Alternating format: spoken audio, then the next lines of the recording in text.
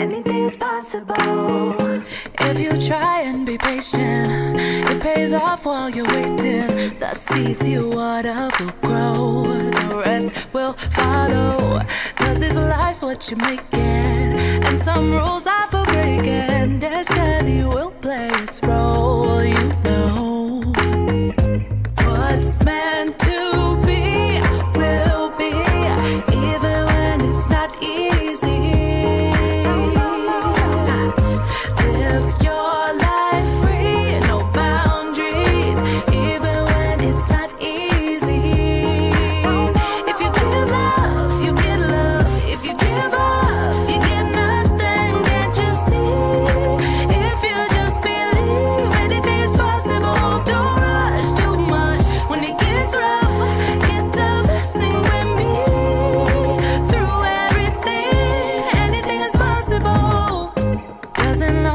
Make sense.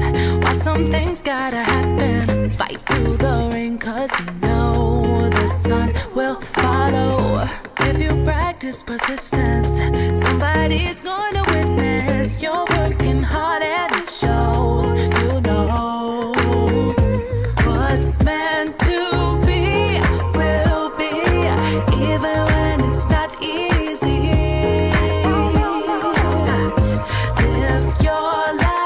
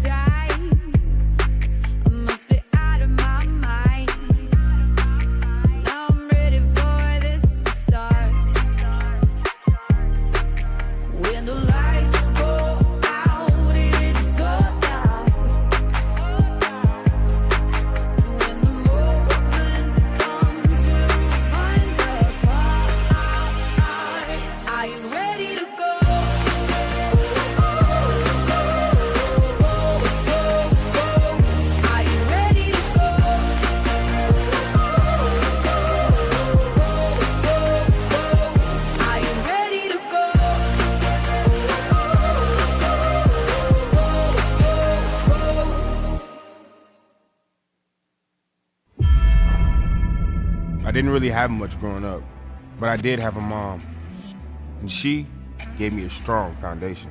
I began playing football at a young age, and I like to say I was pretty good at it, but my mom being my mom, she knew I needed something else. She signed me up for Scouts. I quickly fell in love with the outdoors. I even built a really fast Banquet Derby car. It showed me how to take responsibility, how to work with other people, and how to become a leader.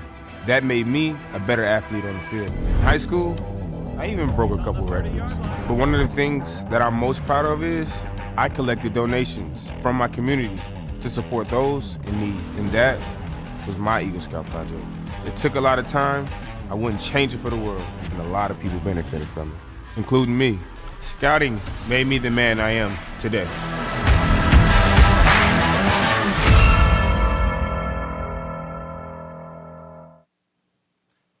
Hello, everyone, and welcome to Scouts BSA Roundtable Live.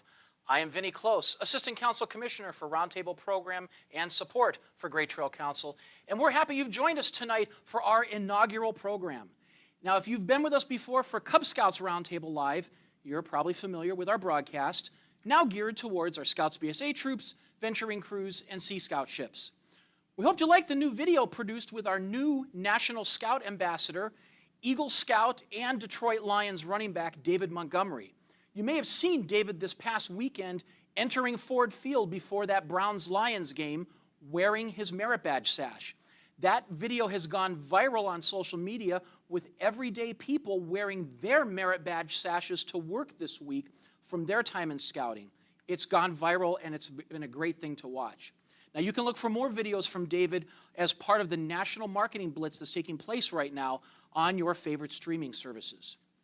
We've got a lot of information to cover with you over the next hour, so let's start like we always do with the Pledge of Allegiance, the Scout Oath, and the Scout Law. Those in uniform, please salute.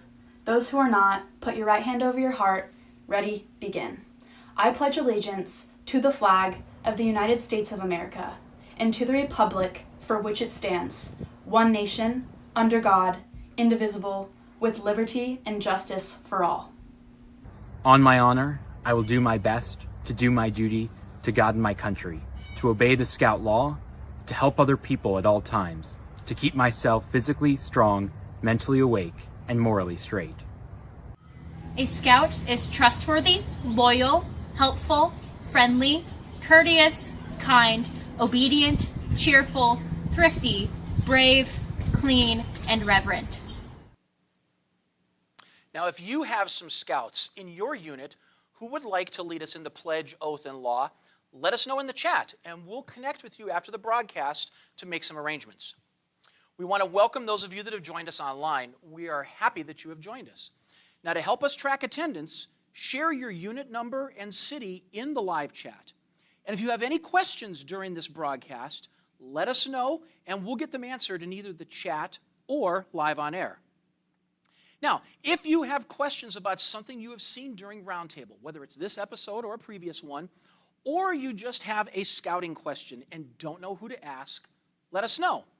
We have a very simple form that we've created that goes directly to me to get your question or problem answered. You can see the address right there on screen below there, and we may even use your question in a future episode. All right, it's time now for our safety moment, and this month it's all about charcoal safety. We have a slide to put on screen to accompany this, so let's take a look at that. The day has come to an end, and now your adventure is cooking a cobbler, pie, or monkey bread for your evening dessert. Soon you'll be ready to light a charcoal fire using your choice of approved scouting equipment. However, remember, when using charcoal, it is important to keep in mind that chemical fuels are not permitted for use in scouting activities. That means no lighter fluid or any other types of accelerant. Lighting a charcoal fire without using liquid or gel accelerant is possible. When you light a charcoal in a chimney, it takes less time to prepare your briquettes and is a better way to control your fire output. Now here are some tips for lighting your charcoal. You can use instant lighting charcoal with or without a chimney. Matchlight is a good example of that. This is probably the safest and most feasible for a scout. Simply take a match to your charcoal assembly and watch it come ablaze. You can use starter cubes, again, with or without a chimney. Now these are small blocks or cubes typically made of oil, wax, or some other quick-burning wood placed underneath your chimney or within your briquettes. You can also make homemade fire starters that you would place underneath your chimney, such as cardboard egg cartons, toilet paper tubes, or newspaper. Any of these will work as a fire starter. You can place your briquettes or newspaper inside the carton slots where the eggs would normally sit, or inside a toilet paper tube. Strike a match and light all the corners or edges. You can also use processed corn chips. Yes, you read that correctly. Processed corn chips like Fritos are hydrocarbons, which burn, that are stored in fatty oil, which also burn. Much like starter cubes, you place the chips within and around your charcoal for the best results and then light. Fritos works great. You can also see their Ritz crackers works great. My troop uses both. I believe our record for Fritos is, I think, 7 minutes on one chip once you light it for how long it's lasted. And I think our record for a Ritz cracker is 11 minutes. So they last quite a while once you light one of those. Here are some safety reminders for you. Scouts can earn the fireman chit while learning to safely light fires. You want to follow your manufacturer's product and safety instructions for chimneys. A knowledgeable adult should provide supervision when youth are starting or using fire. Start fires in a safe outside area. Fires should never be left unattended. And remember to thoroughly extinguish all fires after use. So, we want to remind you also, don't forget that you should be doing safety moments before every scouting activity and meeting.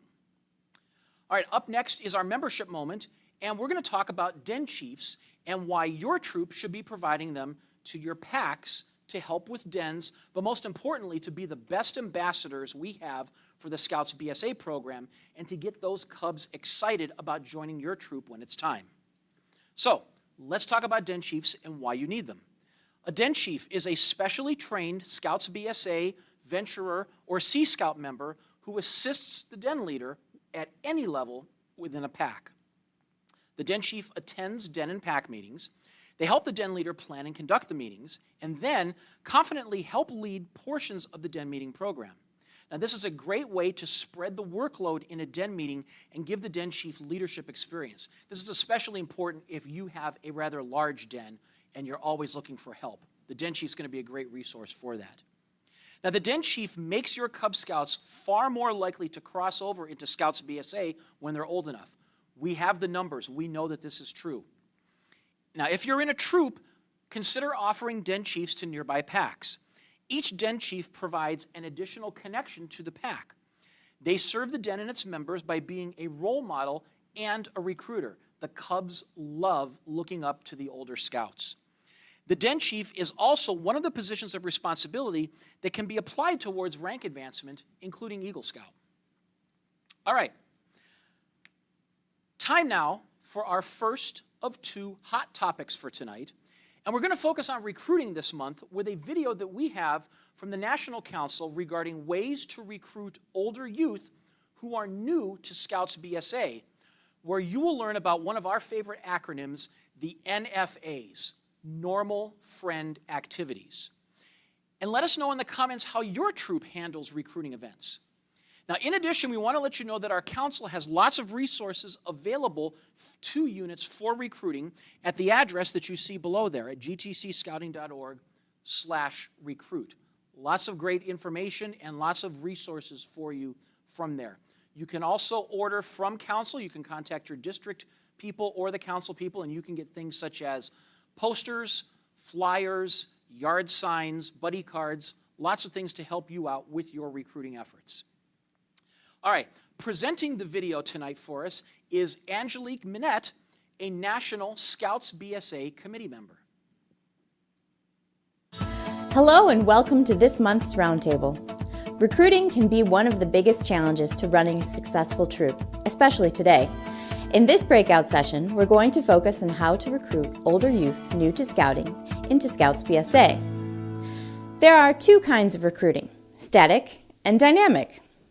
Static recruiting is time and event-based, like planning a camping event every year in the fall, specifically to recruit youth, or setting up an information booth at a local event. Static recruiting can be a lot of work, requiring significant investments of time and effort, and it doesn't always have a significant return for your troop. Then there's dynamic recruiting. Dynamic recruiting is intentional and continual. It's also fun, simple, and effective. Let's explore how dynamic recruiting can work for your troop. Research shows people join people, not organizations. Our most effective recruiting in the troop comes from building relationships between potential scouts and their families and the troop's youth, families, and adult volunteers. We can create opportunities for this type of recruiting through normal friend activities. Normal friend activities, or NFAs, are the ideal opportunity for your scouts to invite friends to low-key monthly activities to build friendships with the scouts in your troop in a relaxed environment. Our research has shown inviting potential scouts to a formal troop meeting can feel overwhelming to both the visiting youth and their family. Everyone is in uniform with words, hand signs memorized, lots of confusing acronyms like PLC, SPL, and ASM being thrown around, and scouts talking about requirements and ranks and other challenges. This can intimidate visitors into not returning. Instead, we can help our scouts plan monthly normal friend activities. You might already be doing them. An NFA might be a pickup game of soccer or kickball after the troop meeting. It could be a movie, video gaming, or tabletop game night. Or maybe a chip tasting event where everyone brings a bag to try. Bowling, skating, backyard bonfires, anything your scouts would enjoy doing at a low or no cost as a relaxed group of friends is fair game. The key word is relaxed. Wear activity shirts instead of field uniforms. Keep the structure to a minimum and let the youth enjoy each other's company. And then have them invite their non-scouting friends who meet the joining requirements for your troop. Visitors to your normal friend activities, especially repeat visitors, get comfortable and start to feel like part of the group with your scouts and are much more likely to be interested in joining the troop in the future. These NFAs are not the time for the scouting hard sell to either the youth or their family. They're more about building relationships. In fact, you might find, in addition to being a good recruiting tool, normal friend activities are also a great retention tool for the youth already in your troop. Once a visiting youth has built friendships with your scouts through NFAs and seems eager for more, then it's your time for your troop's marketing materials to be ready. We've learned it's most effective to sell the features of the program to the youth, but emphasize the benefits of the program to their adults. For example, you can create an exciting one-page flyer specifically for youth, highlighting all the amazing adventures your scouts are going to participate in for the next year. Adults, however, will be more receptive to a message of the benefits of scouting. Their flyer should show how scouting uses an outdoor program to teach character and leadership and opens the door to future opportunities and scholarships. If the thought of making marketing materials overwhelms you, you'll be excited to know the BSA has a brand center with photos, flyers, videos, and more ready to download and share at scouting.org/brand center. So check it out and see all the neat tools available to you. While you're online, also take a look at scouting.org/recruitment. This is our recruitment landing page designed to help you find even more resources for recruiting, like schedules for social media campaigns, geofencing, past marketing webinars, and more. Recruiting with normal friend activities can be a simple and effective way to grow your troop. Remember, building relationships in a low-pressure environment is key. Please use the additional time to consider the questions on screen. Thank you for all you do for scouting.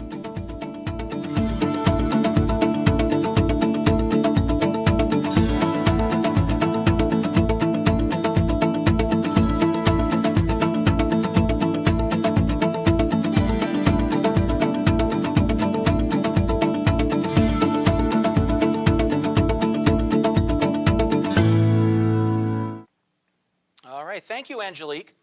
Since we're on the topic of recruiting, we want to take some time to remind you all to make sure that your BeAScout.org unit pin is up to date. Now, why is this important? When prospective families search for units in their area, it's your unit pin that they will see. And if your information is not current, they won't be able to contact you, meaning your prospective family might join another unit whose information is current. Visits to BeAScout.org are up over 35% from this time a year ago, and there are currently nearly 16,000 open leads at the moment nationwide. Now, this is more than double what it was at this time a year ago. So let's take a look at the next two slides to show where to go and how to make sure that your data is up to date in My Scouting. So we'll go to the first slide here. What you're looking at, this is the result of what a person will see if they do a search for units on BeAScout.org. In this case here, we're using my troop, Troop 513 in Brunswick as an example. So I did a search on 44212, which is the zip code for Brunswick, and this was the result that it came back with. So everything that you see there, this is what the prospective family is going to see when they do a search. You want to make sure that all of that information is accurate and up to date. So how do you update it? The updating is done through My.Scouting. And the people that can do it are your unit key 3, so your unit leader, committee chair, chartered org rep. Also, anybody that is designated as a key 3 delegate, meaning they've got the equivalency security rights as a key 3 person. Also, your new unit member coordinator, if you've assigned one for your unit. So this is what you see when you go into My.Scouting. You go to your unit, and on the left there you'll see on the navigation there is a button there for unit pin. This is where you go and you can turn on and off any of the settings that you want as to how you want things to show up. Do you want it to appear on BeAScout? If you really don't want to get new members, I guess, you could say, no, I don't want this to appear on BeAScout. All of the text that you see there, that is entered in by you. You want to make sure that your location, your contact, your website, if you have one, your email address, that is all accurate and up to date. And then you can see on the bottom right, you can turn on and off which things you want displayed on your unit pin. Now, if you don't have a troop website or a unit website, if you're not a troop watching this, we're asking everybody to, instead of just leaving that blank, to put in the council's joining website, which is allaboutscouts.org. So again, if you don't, our troop, we have brunswickscouting.com, that's our website, but if we didn't, we would put in there allaboutscouts.org as our website. And I'm getting a hand raised. Sherry Buck, our council commissioner, we have a question? Yes, Vinnie, we have a question from the chat. Is there a limit on how many NFAs someone can attend before joining? That is a good question. The number has changed. I believe officially it's 1. But the way that they've said to do NFAs is it's not really an official troop function because they don't want you wearing your uniform. Maybe you can wear an activity shirt. I hate to not give a committed answer here, but I would ask your district exec or somebody at the council to just confirm what that is. I don't want to give wrong information. It is at least 1. We know that other units have done multiples. You know, they'll do a bowling night and a video game night and a couple of others. At some point, though, you're going to want to talk to the prospective scout and say, hey, if you like what we're doing, how about we get you joined up full-time and you can do this for real? So that's where we're at the moment. So, continuing on with the updating your unit pin, was there any other questions, Sherry, or was that? That is it for now. Okay. Continuing with the unit pin, you can see there on the bottom of the screen, we have instructions for you on updating your unit pin. If you go to unitpin.gtcscouting.org, that will take you to instructions. There are videos, there's slideshows where you can learn not only how to update your unit pin, but if you need assistance in setting up your unit to accept online applications. You can learn how to do all of that from that web page there that we have. Okay, up next, we have an interview that I conducted yesterday with Brian Battaglia, who is our council's director for our new Skilled Trades Education Program, which is an exciting endeavor that our council is undertaking. Now, this program will go beyond just scouting and will engage middle school students from all over Northeast Ohio to learn about the building trades. It also includes a new building that is currently under construction right now on Camp Manatoc property, which Brian will explain. So let's go to that video. All right, we're here with Brian Battaglia. Brian, you are the new Skilled Trades Education Director for Great Trail Council. Yes, we that's have correct. This great new program that we're starting here in the council for the skilled trades. So why don't you talk a little bit about the program and what it is, why we're doing it, and what all is involved with it. Sure. Well, thank you for having me today. This is a great opportunity to be here, and I never miss an opportunity to tell everybody what we're building here. Something new, something novel at the Great Trail Council, never been tried anywhere else in the country, to our knowledge, especially to the scope of which we're building this. So the Skilled Trades Education Program is designed to be able to introduce 6th grade through 9th grade students to the skilled trades of carpentry, electrical, plumbing, HVAC, welding, and we're also going to be building a 3D CAD design computer lab in our brand new Skilled Trades Education Center to be built right at Camp Manatoc, and which I'm sure everybody's fond of and familiar with.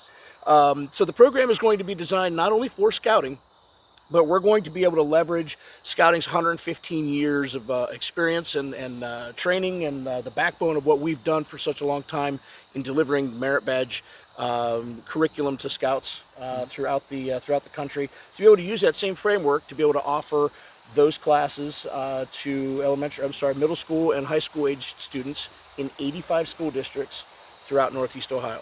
Yeah, and I think you said that's something like well over 100,000 potential students that are in that age demographic that could come out here for programs. So there is a new building going up. You mentioned before, the Skilled Trades Education Center. It's at Camp Manatoc. It is on the old sport field. Correct. Next to maintenance, across from the Young Explorer Lodge, just to give everybody a little geography of where it is. You actually have started construction. Yes, There are shovels in the ground. You actually have some footers poured, and some walls will be going up in the next couple of weeks. Talk about the building itself, and first of all, when's it going to open, and what if I go in the building, what am I expecting to see once I'm in there? All very good questions. So NYLT construction is well underway in, as you mentioned, in building the building. Fortunately, we've been very lucky with the weather that we've had here. I know it's been dry in Northeast Ohio, but it's good for construction. When it comes to new construction projects like this is exactly what we needed. So things are working in our favor. So the building is designed, as you mentioned, it's going to be in the old sports field across from the Young Explorer Lodge, right next to the maintenance building. And that area up there is deep into camp, so obviously our visitors will be bringing in, be able to drive through camp as they come back to visit us for the day, and be able to see some of the other the finer points of Manatoc as they come visit us. When they come in for the programming, students will be able to come in through the doors. Now, not only students, when I say students, anybody who's going through the program, so whether it's one of the school students or through the scouting units that are there. School students programming, I guess I should clarify, that will be structured through the school district. So they'll either be coming in for a 1, a 3, or 5 day class in each one of those disciplines, whichever ones their district chooses. However, we're able to use the resources and the tools and the information, also the level of instruction that this program is providing to be able to help scouts in their search and continual quest to be able to earn as many merit badges as they can.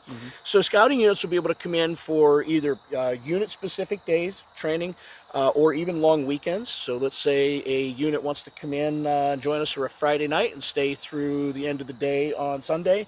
They can stay at the Young Explorer Lodge or at any one of the sites that they'd like and come spend the day with us on Saturday and Sunday morning or even Friday night working on merit badges in the Trade Center. So whether they opt to do a high level of instruction in welding or work on some CAD design and some drafting, carpentry, we can do some plumbing, whatever that unit wishes to work on and do, we can accommodate those requests. This is not a Scouting America program in that it's a program that is just being delivered, but not necessarily but beyond the merit badges that troops can earn. How does this align, though, with the aims and methods of Scouting America? Yeah, so it aligns a lot closer than what a lot of people think. First of all, the fact, like I mentioned, we have 115 years of experience of being able to bring this type of programming to this exact demographic. You know, kids in the 6th through 9th, 10th grades are obviously a significant portion of our target population when it comes to scouting. We've got, if you look at the merit badges that we have traditionally offered, almost all of them are career-based. Yes. You know, if I want to take chemistry merit badge or life-saving merit badge or pet care, whatever it may be, there is a tangible career that is aligned with that merit badge for the most part. So this is, like I said, it's a unique opportunity to be able to leverage our experience and the skill set that Scouting America has and be able to offer it to a wider population for the benefit of all. Talk about event. Are there any events coming up? Probably the biggest event at this point that we are planning for definitively is summer camp. We will be fully geared up for summer camp next year, and the programming that's going to be made available at the Trade Center is going to be exclusively for summer camp participants, where that's not going to be open to anybody but scouting units that are here at camp. So we're hoping that some of our friends from other councils in the area choose to look at Manatoc as an exciting place to visit this year, and we'll teach you how to weld. The building itself, how many square foot? I'd have to go back, and you don't quote me on the exact square footage. I'd have to go back and look at it because we had to change the plans a number of times now to meet with the parks requirements. So. Okay. And how many classrooms inside there? So roughly? we're gonna. I looked like 5 or 6 when I saw the floor plan. Yep. So we're going to have, so on the website will be a copy of the floor plan. You can take a look at, what we have going on. But there'll be a 3D CAD design computer lab. We've got 2 Promethean smart boards we'll be bringing in there too as well. So the ability to give, presentations and instruction is going to be very flexible for us. And the middle schoolers all know about smart boards. Oh, they sure do. Yeah, they probably run them better than we can. That's right. The classroom right next to that is going to be the welding lab. There's going to be a 5-booth welding bay in the welding lab. The main room down the center is kind of a common multi-purpose room, primarily designed for carpentry, but it's going to have us the flexibility so that we can bring out the electrical projects, we can bring out plumbing projects for larger space to be able to use that common room.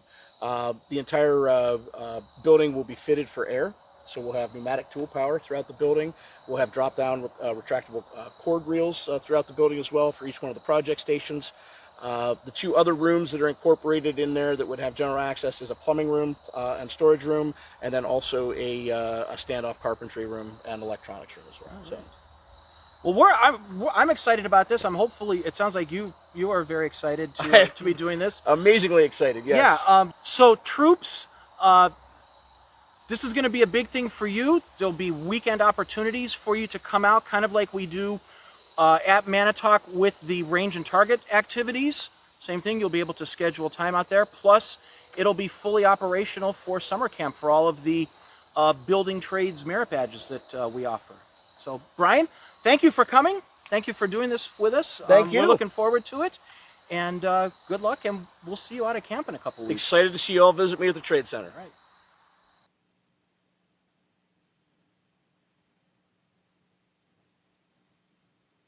Now, if you would like to see the full 22-minute interview where we go in depth on the middle school program and some of the sponsorships being made for this project, including a unique sponsorship and alliance with the U.S. Navy, you can check it out on our council's YouTube page. The address we will have for you in the final slide at the end of this broadcast. Time now for our second hot topic, and we're going to continue with our recruiting theme to present a video from the National Council, brand new video, just came out a couple weeks ago, about getting your youth to lead your recruiting. Now, as you'll learn in this video, youth are far more likely to join and stay if they are invited by their friends rather than through adult-led recruitment efforts. Here to present this video is Garfield Murden, the National Director for Scouts BSA. The Scouts BSA program is built on being youth-led and youth-driven. When we extend this philosophy to recruitment, amazing things happen. When youth leaders take ownership of recruitment, it changes how they think about their troops' future. They start seeing themselves as responsible for building something that will last. People enjoy spending time with their friends. As the scouting saying goes, a friend brings a friend. Youth are far more likely to join and stay when invited by their peers rather than through adult-led recruitment efforts. Let's distinguish between two approaches to recruitment. Static recruitment relies on singular events like school nights, what we call eventitis. It's time-based, often stressful, and requires significant planning for brief encounters with strangers. Dynamic recruitment is different. It's continuous, intentional, and happens through everyday interactions that produce results over time. Research indicates about 70% of potential members or maybe joiners. They need a personal connection to make the decision. They might have never been invited, don't know much about scouting, or just misconceptions about what we do. Our scouts are the perfect ambassadors to reach them. The MAPS model helps our scouts become effective recruiters. Motivation to grow their troop based on a shared vision. Audience awareness of who might join. Product knowledge about scouting benefits. Skills to communicate effectively. As troop leaders, our job isn't to recruit for the scouts, it's to create conditions where they can successfully recruit themselves. A strong unit starts with people and purpose coming together. Here are 4 ways to empower youth-led recruitment. First, ask powerful questions. Instead of telling scouts what to do, ask, what would make your friends want to join? What activities would excite them? Their answers will transform your program. Also ask, what is your unit's big dream? What could we accomplish with more active members? Second, provide structure and support. Dedicate 1 PLC meeting per quarter to recruitment planning. Help scouts understand and communicate scouting's unique values. Teach them to articulate not just the features of scouting, camping, hiking, merit badges, but the benefits, leadership development, confidence building, and lifelong skills. Third, recognize and incentivize. Create a special recognition for scouts who bring in new members. An example could be leaders have to cook a gourmet meal at a camp for a scout. Make the recognition public, which motivates others. Focus on encouraging your enthusiastic members to be motivated to help the troop grow. Fourth, create leadership pathways. Encourage scouts to serve as den chiefs and troop guides. These roles build leadership skills while creating natural bridges for Arrow of Light crossovers. Help Arrow of Light scouts see themselves as future Scouts BSA members. Here are proven strategies for youth-led recruitment. Friend campouts. Plan activities specifically designed to welcome newcomers. Make these events accessible and exciting for first-time participants. Service at Showcase. Organize visible, meaningful community service projects. Invite friends to join as non-registered participants, giving them a taste of the scouting impact. Encourage created content. Let your troop's youth manage social media content.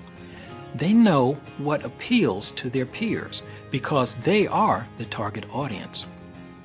Another approach is to use what scouts call normal friend activities that aren't normally associated with scouting, like movie nights, bowling, or barbecues.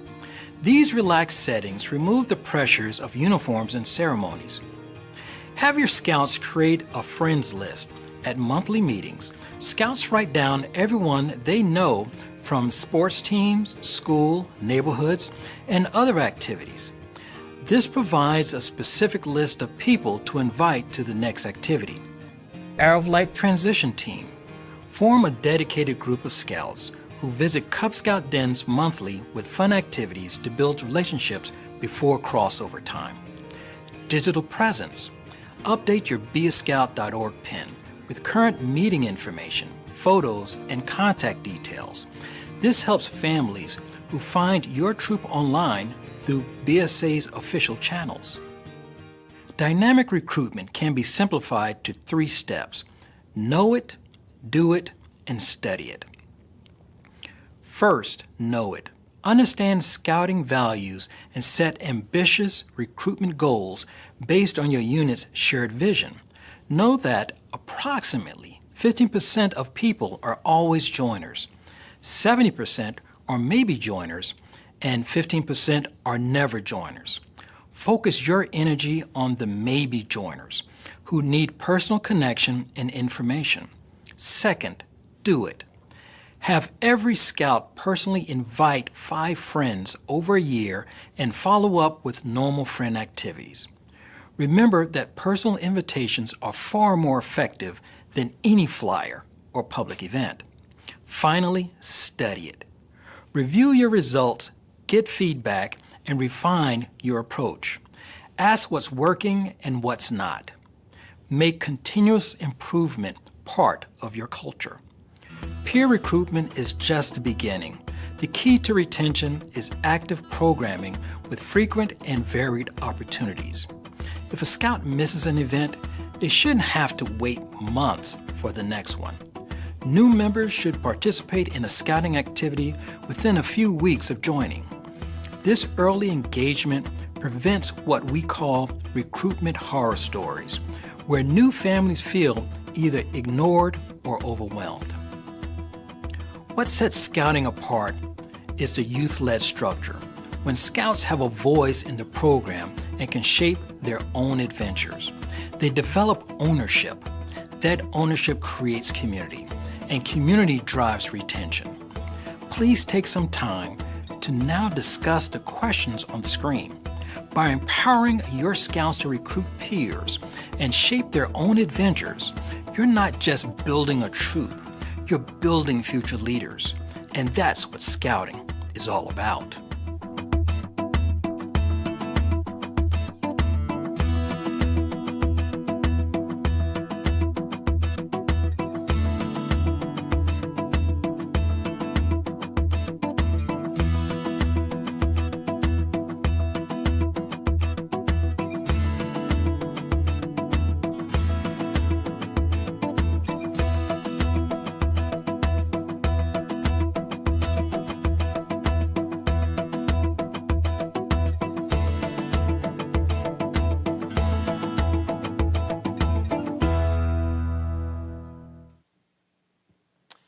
All right, thank you, Garfield. Sherry Buck has another question from the audience. Yes, Vinnie. The question is, can non-scouts camp overnight with units? They cannot, and that is due to the insurance regulations. They're not permitted, they have to be registered with the program in order to camp overnight. Now, they are welcome to come out for the day to an event. If you're doing a camp out or something, they're more than welcome to come out for the day, but they're not permitted to camp out overnight. If they are coming out for the day, it is a good idea to have them get a permission slip signed from a parent or guardian, and to also, if possible, get a parts A and B of the health form so that that is on file just in case something happens. But no, they're not allowed to camp out overnight with a unit. Sherry, any other questions, or are we good? We are good. All right, we are good. All right, let's now take a look at upcoming events that we've got. We've got a slide for that, so let's take a look. Coming up first is the last of this year's district merit badge workshops, and we've got one coming up this Saturday the 4th from 9 to 5 p.m. out at Camp Stambaugh. It is hosted by the Stambaugh District, and they will be offering fire safety, orienteering, and scouting heritage merit badges. And remember, all of the district merit badge workshops are free as part of the adventure program. On October 18th, from noon to 6 out at Camp Manatoc, we have the Bigfoot Hike and Seek Challenge. This is the second year for that event. The walking carpet himself, Bigfoot, will be out there. This is at Camp Manatoc. It is hosted by the Soaring Eagle District, but it is open to all units council-wide. This is not an adventure program. It is $10 per scout to attend. There is food that will be served after the event, and all participants will get a medal. Now, the hikes that you will be taking are age appropriate. This goes from Cub Scouts all the way through the older Scout programs. So the youngest Cub Scouts might do a half-mile hike, and the older Scout programs for the 14 to 17-year-olds, your hike is going to be about 7 miles. So it'll be very appropriate for that. If your troops need the 5-mile hike requirement, this will count for that. So you might want to consider sending them out for that hike if that is one of the things that they need for the second class rank, is the 5-mile hike. All right, on October 25th out at Camp Manatoc, we have our first annual Manatoc Merit Badge College. This is free as part of the adventure program. There are 13 merit badges that are being offered, and you can sign up for taking up to 2 merit badges. And if you go onto the council website on the calendar, you can see which merit badges those are that are being offered. Kent State University is having a merit badge weekend on November 15th and 16th. This is going to be held at the Kent State University Adventure Center. They're going to be offering 5 different merit badges. These are kind of high adventure badges. There's climbing and canoeing and things like that, things that they can do in the Adventure Center. Now, Kent State is charging fees for this anywhere from $40 to $60 for those merit badges, and that's to cover their time as well as program costs and fees and things like that. We still have Scouts BSA range and target activity events that will be happening on weekends through November 15th out at Camp Manatoc. Again, these are free. You can choose from 2 of the 4 disciplines, which are rifle, shotgun, archery, and tomahawk throwing. For those of you in the Order of the Arrow, the Marnock Lodge Winter Banquet is going to be on December 13th from 4 to 9 p.m. out at the Manatoc Dining Hall. It is $50 to attend. Now, that does include your 2026 dues along with your dinner. There's also going to be a silent auction and raffle and other good fellowship and activities going on as part of that. Finally, the 2026 National Scout Jamboree. It's going to be here before you know it. It's going to be July 22nd to the 31st in 2026 out at the Summit Bechtel Reserve in West Virginia. Great Trail Council right now is working on assembling a contingent to go out there. If you're thinking of doing it, you want to register today because the prices will go up by $500 on November 1st. So get in early to make sure that you lock in that discounted price.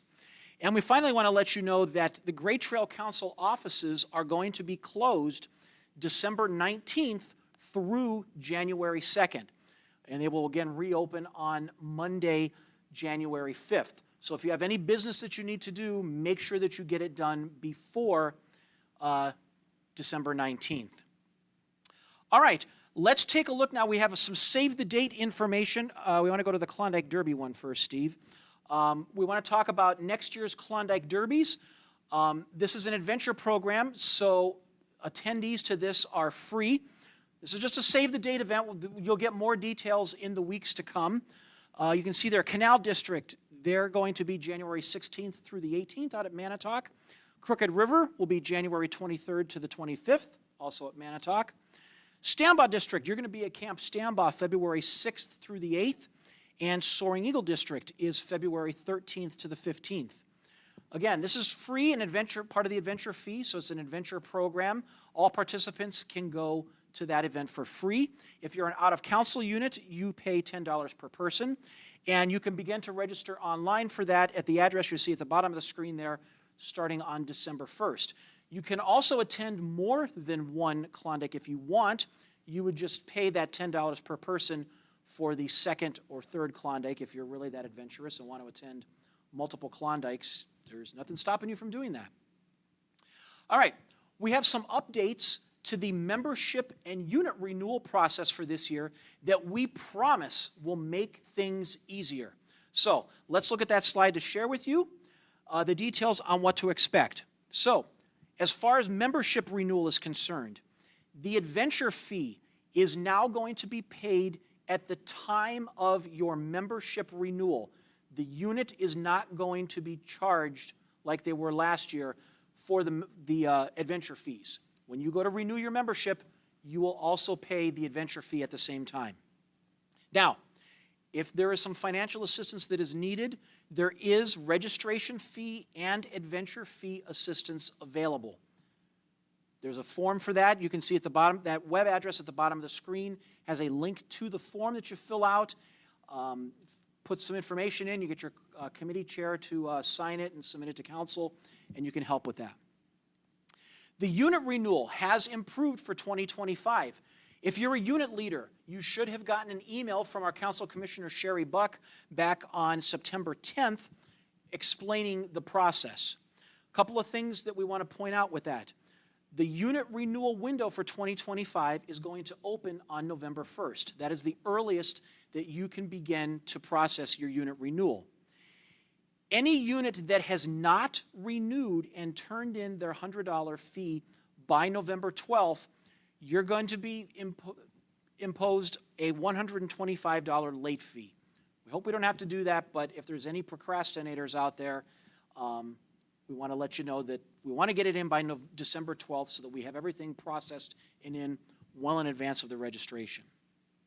We also want to point out that if any of your members hold multiple positions or registrations within Scouting, they must renew their membership themselves in order to retain all of those multiple positions and registrations.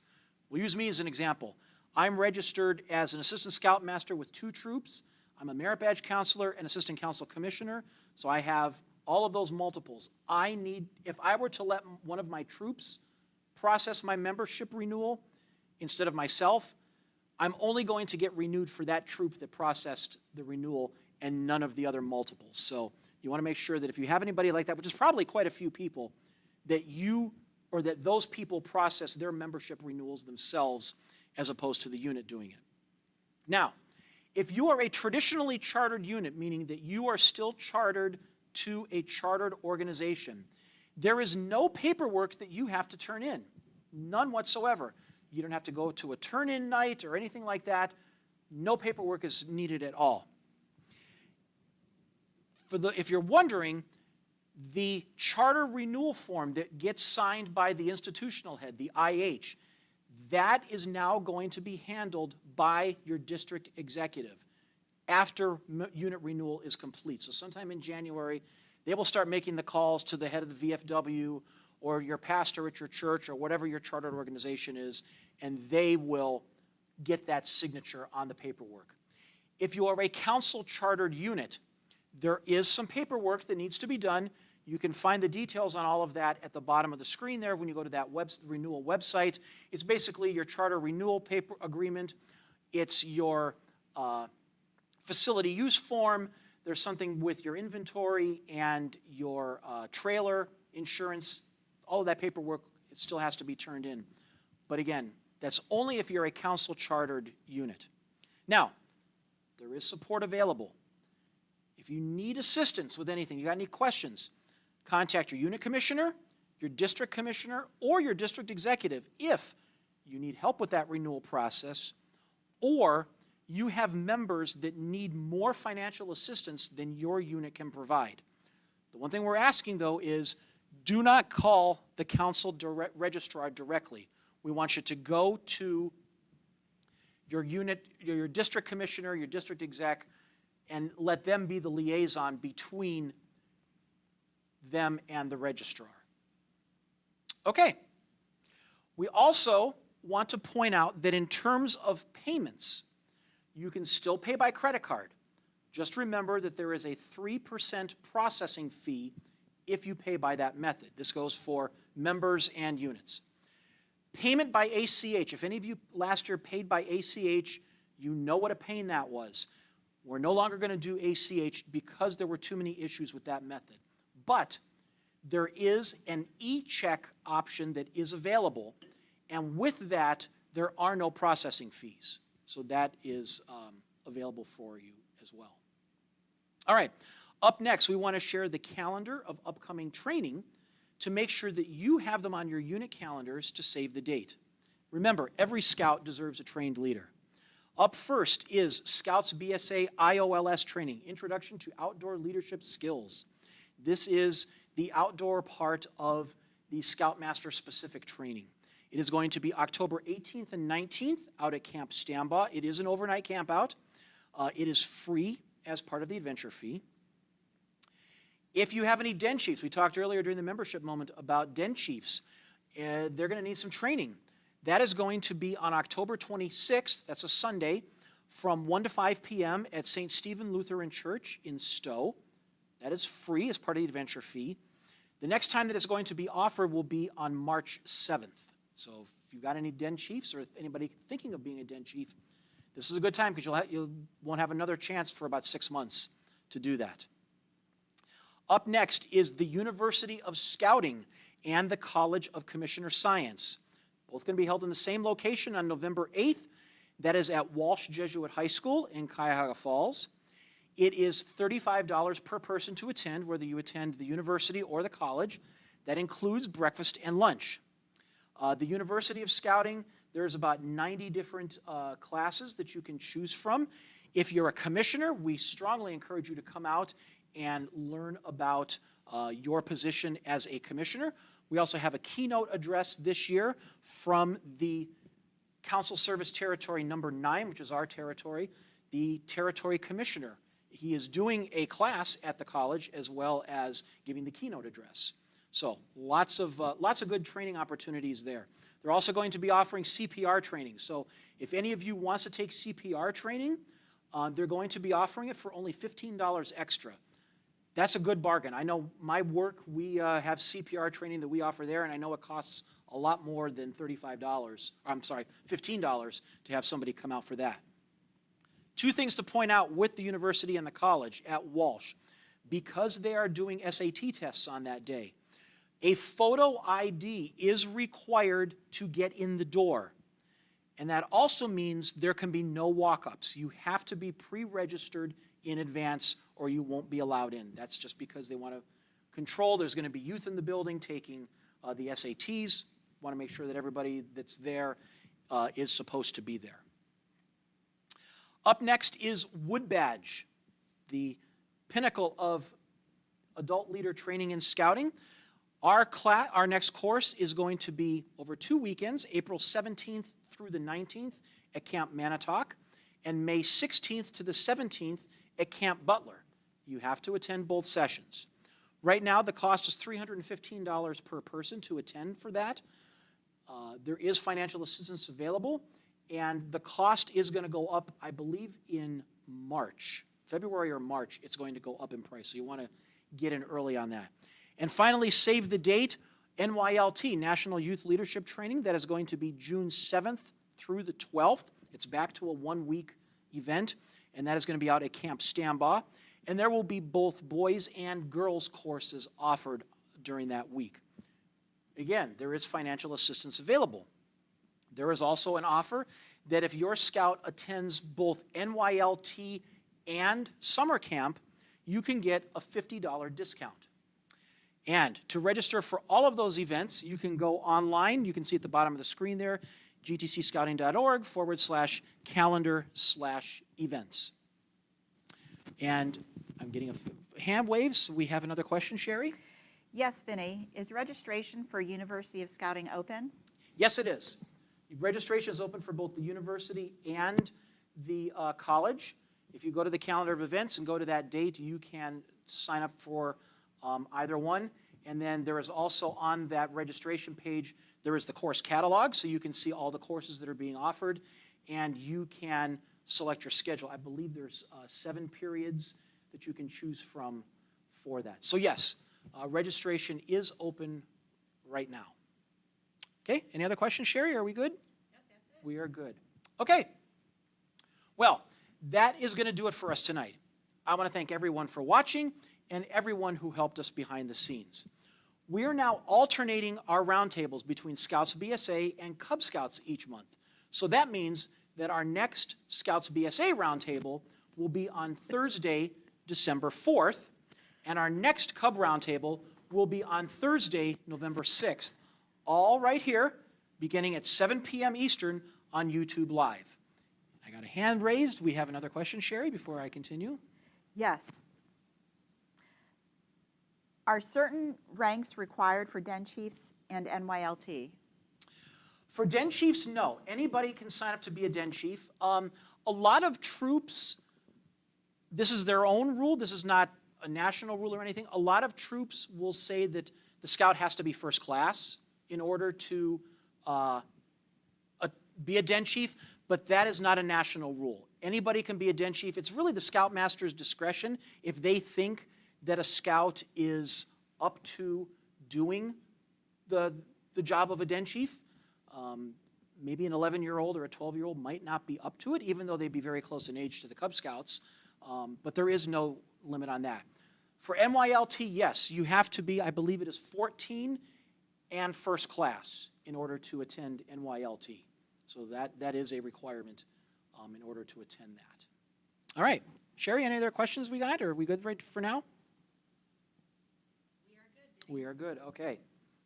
All right, so to close out tonight, we have a video that your unit can use in promotions and social media as it is customized just for us here in Great Trail Council. You can find this and many other customized videos that you can use on our council's YouTube page.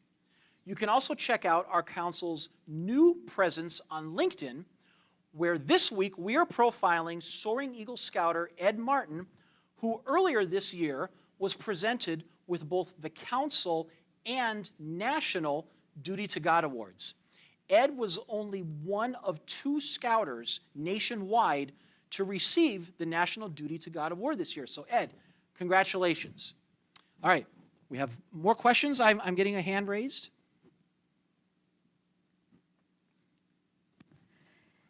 Yes. As far as being registered as a multiple, does being registered as a merit badge counselor and a district position count as a multiple? Yes, it does. Yeah, anytime that you have more than one registration, that is considered a multiple. My guess is probably your district position is considered the primary and merit badge counselor is your multiple, but it could be either way. But yes, anytime that you have more than one position/registration, that is considered a multiple, no matter what type it is. Okay. I'm looking over to see. Any others? Any other questions? Yes. Lisa Henry says that you need to be 13 and first class for NYLT. Okay, I am correct. Thank you, Lisa, for that. I believe Lisa is one of the Scoutmasters, so if anybody's going to know, Lisa is one of the Scoutmasters for the NYLT. So yes, it is 13 and first class. I knew the first class part, but I just was a little off with the age. One thing also to point out, since we're on the topic of age and rank, anybody that is considering attending Jamboree, you have to be at least 12 and first class by the first day of Jamboree. So you have to be 12 and first class by July 22nd of 2026. And you can't turn 18 before July 31st. Okay? Any other questions on the chat? No, we're good. All right. Well, that does it for us tonight. Thank you for all you do for scouting. We'll see you on the trail. Good night, everyone. You wonder how they're going to find their way, how to get them ready for the times you won't be there to help, how to help them to be strong enough, brave enough, mentally sharp, moral. They need confidence without arrogance. That was awesome. Skills without screens for the world beyond school and sports. Ready for emergencies, for challenges, for whatever the world throws their way. Prepared with what they have in their heads and hearts. What they can do with their own 2 hands. What they can do working with others and by putting others first. They need social without the media. A way to experience the real world in real safety. A place to be challenged without being overwhelmed. A safe place to explore the world and imagine what's possible for them in it. Where all kids are welcome and everyone has a path forward to new skills, advancement, leadership. Where their individual effort can create something invaluable. Something they will carry with them the rest of their lives.